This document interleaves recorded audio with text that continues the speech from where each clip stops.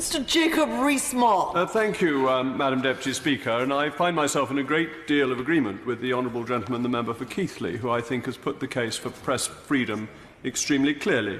May I begin by making an essentially ancestral declaration of interests. My father was involved with newspapers for most of his professional life, and I have received, in comparison, very modest payments from some newspapers for some works I provided for them over my time in Parliament.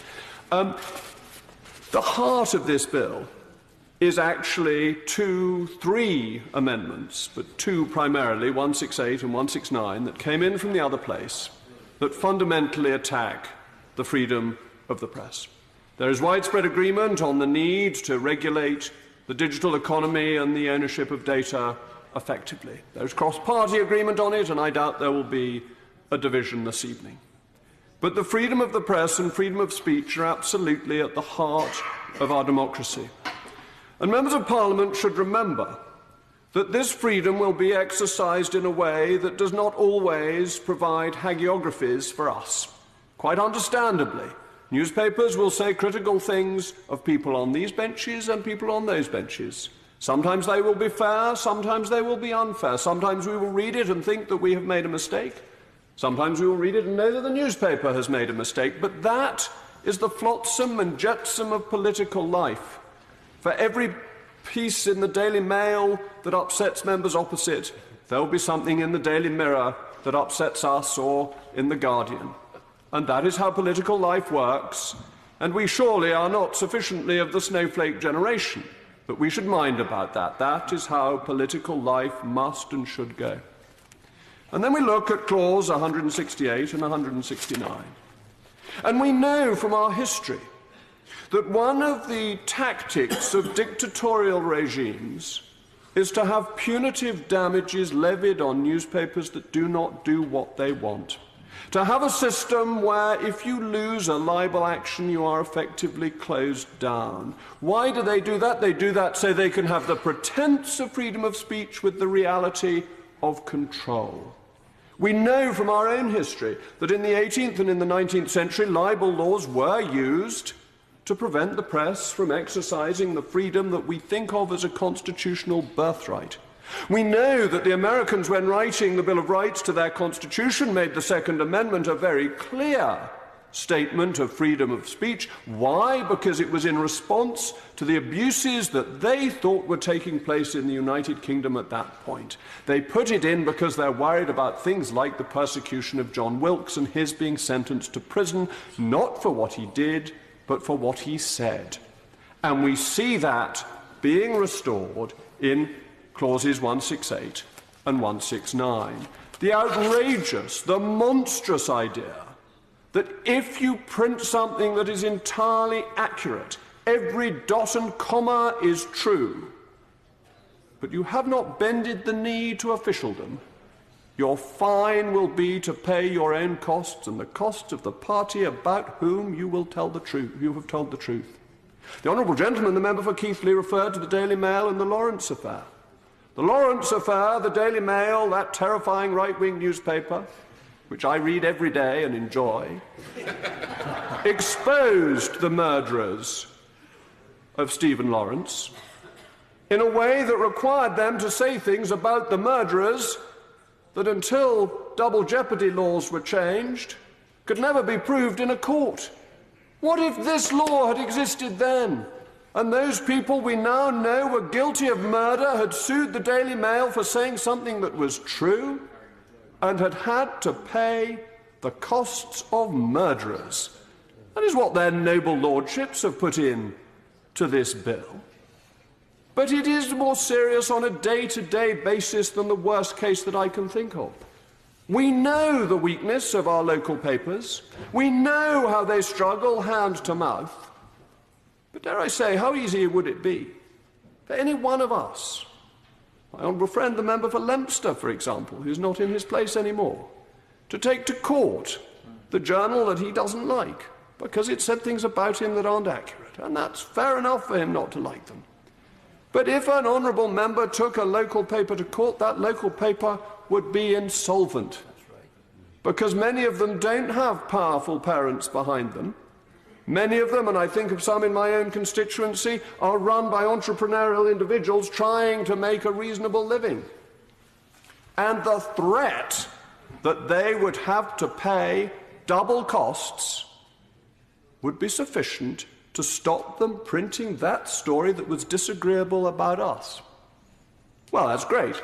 That means that in all Conservative seats, no disagreeable things will be published about Conservatives. In all Labour seats, the same will be true. And therefore, I remain the representative for North East Somerset forever and ever, amen, amen, alleluia, and the honourable gentleman for Keighley remains in Keighley likewise. But as it happens, both of us think this is fundamentally wrong and an attack on democracy. Free speech is not there so that Rupert Murdoch, a man I greatly admire, can make a great deal of money. It's not there so that the noble Lord Rothermere, can likewise make a decent living. It's there because it is the pillar of democracy. And if we do not have it, how can you expose corrupt governments, incompetent politicians, and dare I say it, there are some occasionally, governments that make mistakes? How do you expose that? Councils that get things wrong, errors that are made, dishonesties that are performed. Where are these going to go? How are these going to be reported if every one of us can shut down our local newspaper just by saying that we will go to court and they will have double costs? Now, the proponents of these two clauses will say that's all very well, but there's impress. But what is the fundamental principle that has prevented newspapers signing up to impress? A principle that I was one of 13 MPs who voted against the bill allowing this to happen, and feel that I was absolutely right to do so. A principle that a free press is one that cannot be regulated by the state. And the application to be approved by a regulator, approved by a royal charter, is regulation by the state.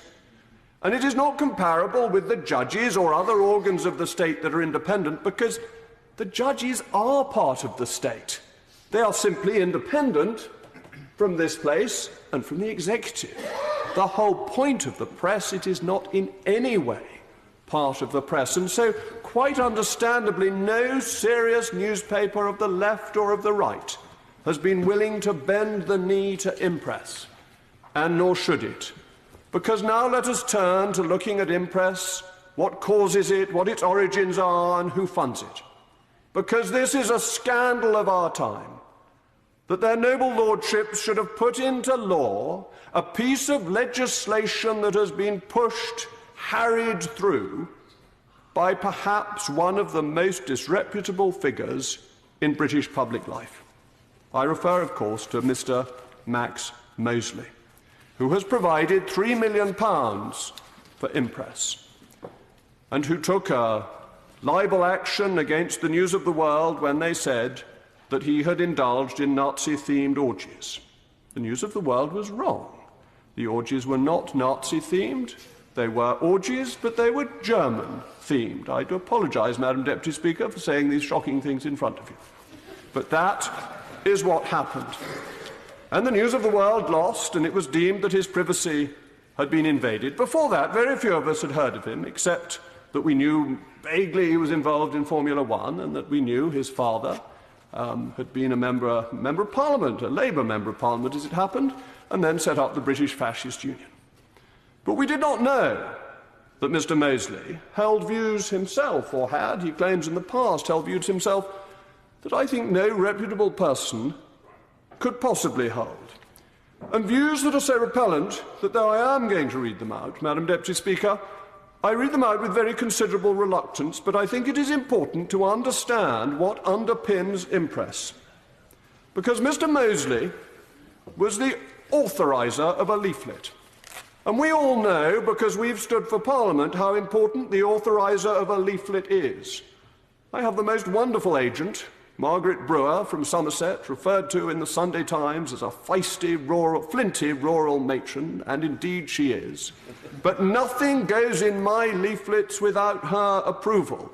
You may think I'm independent-minded, but I have not a view, Madam Deputy Speaker, that has not been approved by Mrs. Brewer. And so I know, and we all know, how this works. If our agent doesn't approve it, it doesn't go in. And what did it say? And as I say, this is so appalling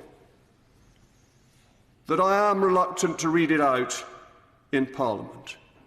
But under a heading, Protect Your Health, it said, there is no medical check on immigration. Tuberculosis, VD, and other terrible diseases like leprosy are on the increase. Coloured immigration threatens your children's health. That, Madam Deputy Speaker, is the view of the funder of Impress. It is little wonder that our free press does not want to be associated with such a man. It is little wonder that, to its credit, the Labour Party has now refused to take any further funding from this man. But Impress has not. Impress has not condemned this man. It has not said that they will refuse further funding from the charitable trust he set up purely and specifically to keep Impress running. They have done nothing of this kind, and they have a reputation of their own. And there is a certain irony in this. Their chief executive is a man called Jonathan Hayward, and he tweeted, of all things, that the Daily Mail was a neo-fascist rag. Well, dare I say that he might know a good deal more about neo-fascists than one had thought when that tweet was originally circulated. We are suggesting under clauses 168 and 169 that that most precious thing, which underpins and protects and gives us our democracy, should be sacrificed to the honour of a man who has waged a campaign against freedom of the press because it exposed his perversions. That is the long and short of it. And the honourable gentleman, the Deputy Leader of the Labour Party and Shadow Secretary of State, said that Mr. Mosley doesn't hold those views anymore. Well, how gracious of him. But how fortunate we are that our free press has exposed those views so that we know them in the context of the debate that we are having today. And I say to members opposite that any of you who go through the division lobbies at a later stage to vote in favour of those clauses are voting to support Max Mosley and his abhorrent views and his money. Those of us who believe in freedom will vote them down.